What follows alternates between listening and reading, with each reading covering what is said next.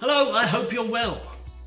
Now today's video features a fantastic beginner's guide to Chun, which is the repeating fist or the chain punch technique from the Wing Chun system.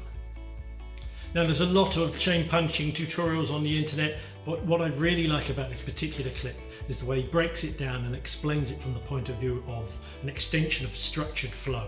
So the individual movements that make up the chain punch, if you like, and the way that you've actually got to engage the bridge first before you can create the gaps to deliver the strikes. It's beautifully described, he goes into a lot of detail, and I think this is an invaluable clip if you're interested in this system.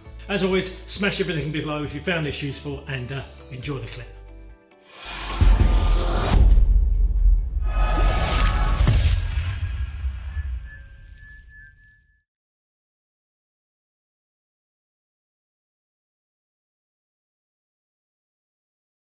There. So normally a lot of you won't be doing this yet, because what happens is that we'll be showing you why we want Loi Lao. The reason why we want to retain them is because it's a striking system. You want to be able to hit them. Okay, so but I'll just run through it. So for those who won't be doing it, but I'm going to show you where it's leading, why we need to do the structured flow. So we're only going to intercept with the tan or with the wu. That means that if we're striking, the strike must come off either the tan or the wu. Okay, so if I just grab Rich and I'll show you.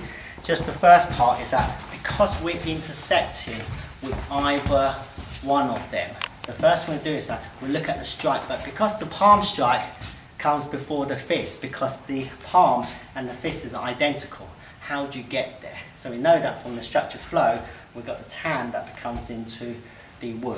Okay, so we just look at the tan first because it's the first easy one to look at. So in the form, what we've got is that we've got the tan. So we know the tan is coming up, then it goes into the foot sole, and then it goes into the wu.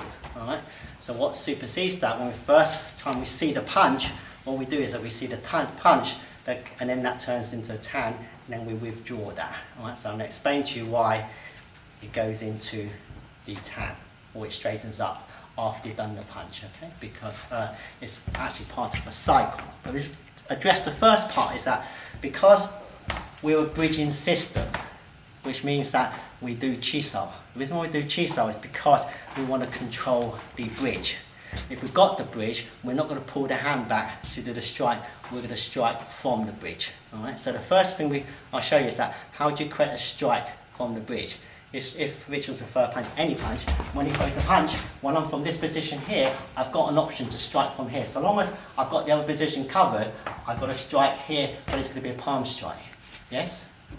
Alright? So if he throws the other hand, same thing. If I've got the tan, rather than just make it into a wu to hold the position, I'm going to now use the wu position for the strike. So that's why you can see now, if you just throw the punch again, you know you don't actually need once you've got the position and you've got control of the bridge, then you can do the strike. If you came with the other hand, makes no difference. As long as you've got control of this position, you've got the strike.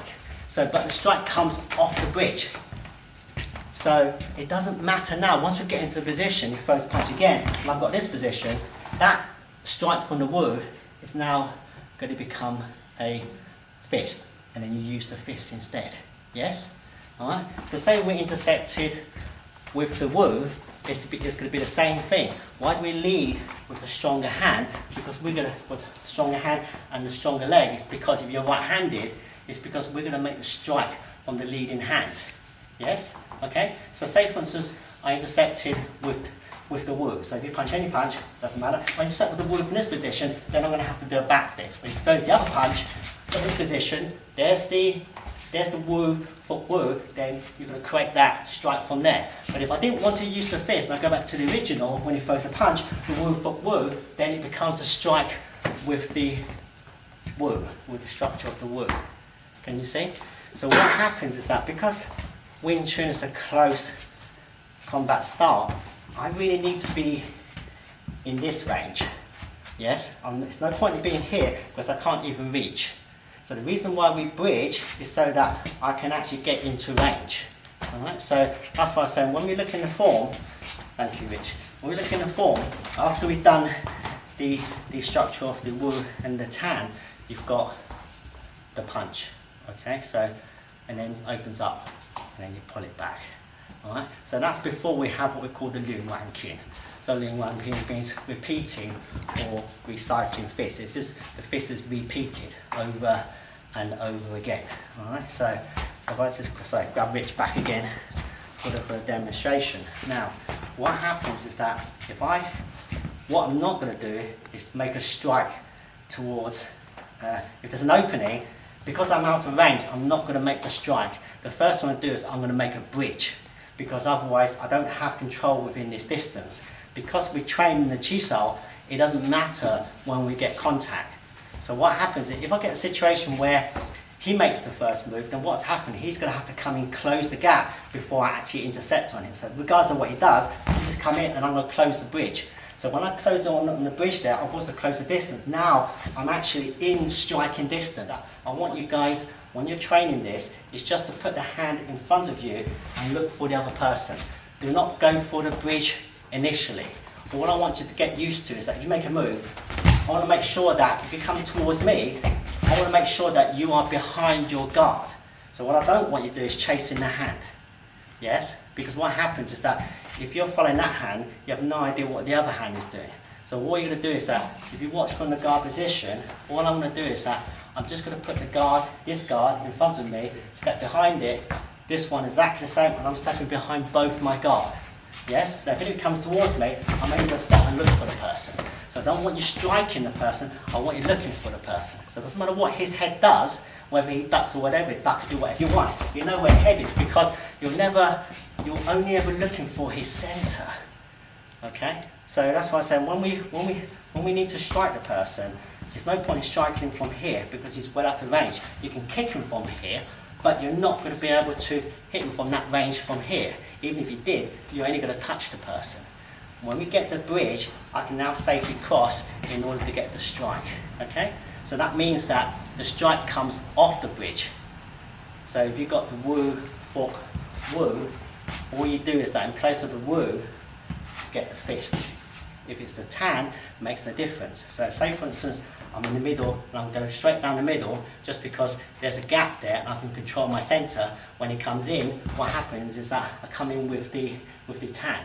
Then the Tan, for the third type of punch, we're going to go in from the Tan and into the strike there. Can you see? So what I'm saying is that we don't throw the punches freestyle to try get in. We have to have the bridge, because otherwise if you haven't got the bridge, you don't actually, you're relying on your skill to actually hit them. It's like a target practice trying to hit the person. But if you put your guard up and I'm here, then I know where he is just because from the position.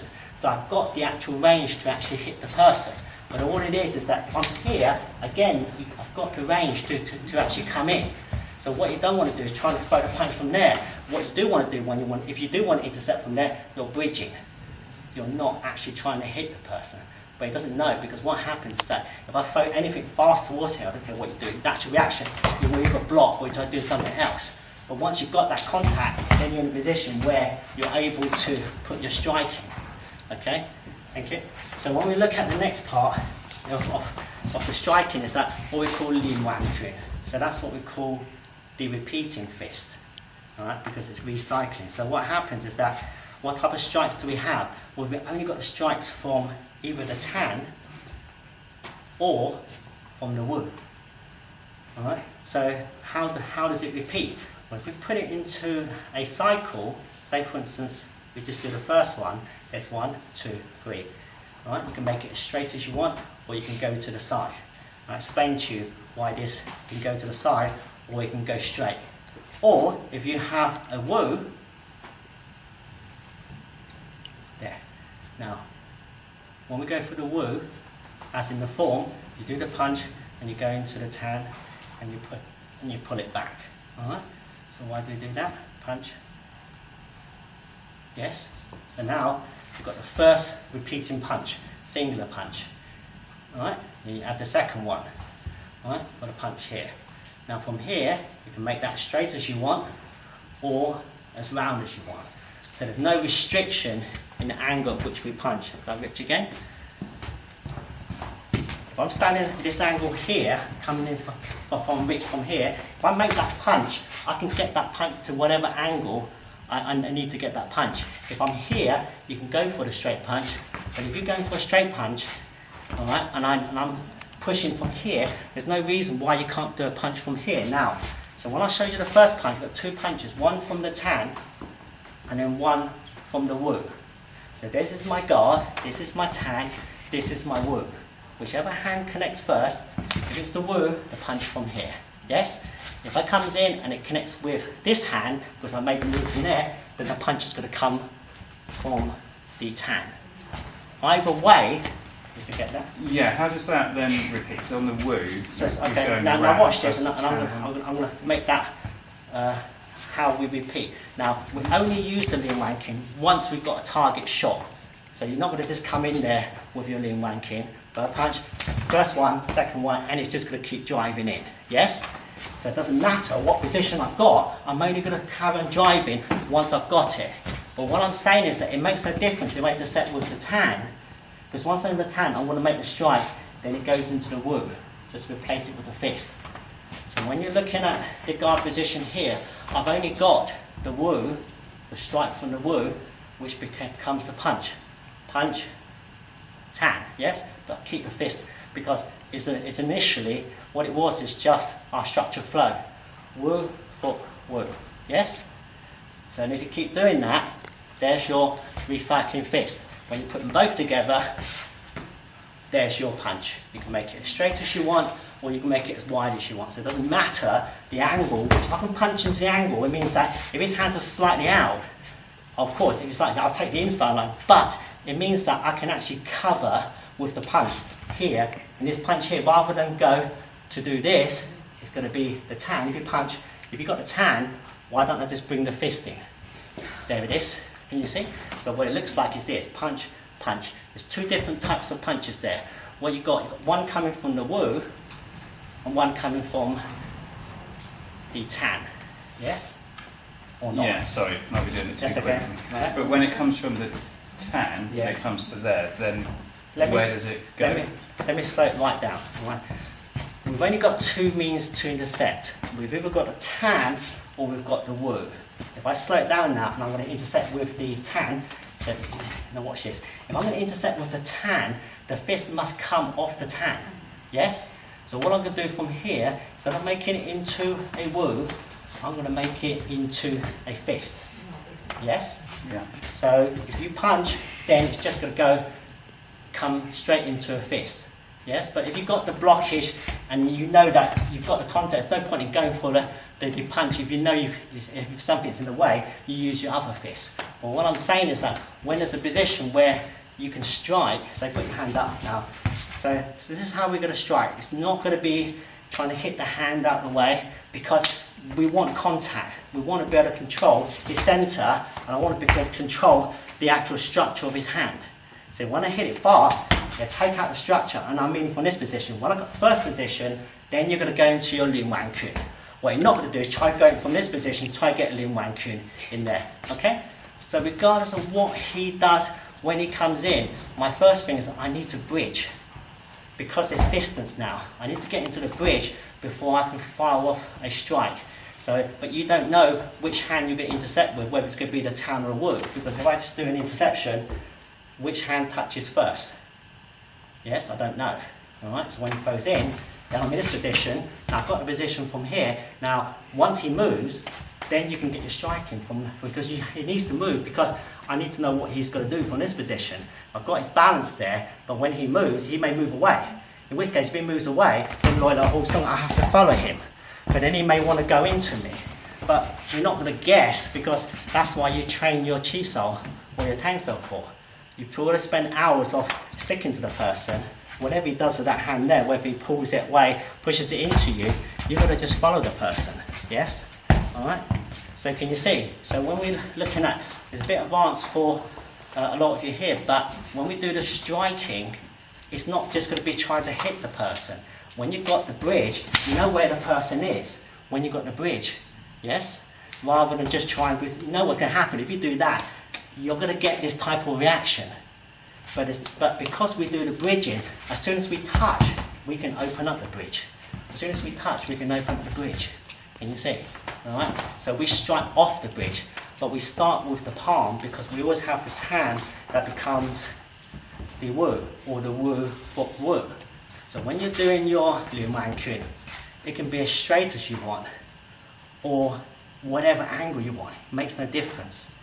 Even if you had the hand, the straight punch that comes off the tan, you can still get back into the Liu Man Kuen. So you either got to punch from the tan or from the wu. Can you see? So that means that it doesn't matter whether we're going to go inside or on the outside of the person. But what we do in both sides is that we engage the bridge. Alright? So if we're not going to strike from here, then you've got your other strikes that come in with your palm. Yes? Right? But if we're just looking at the fist itself, once I've got a position, then we have to close the range. Because there's no point in striking from this range because you can't reach. Yes? So we get the contact first from the bridging position, take out the bridge, get to position, now you've got your positions in there. Yes? Right, any questions?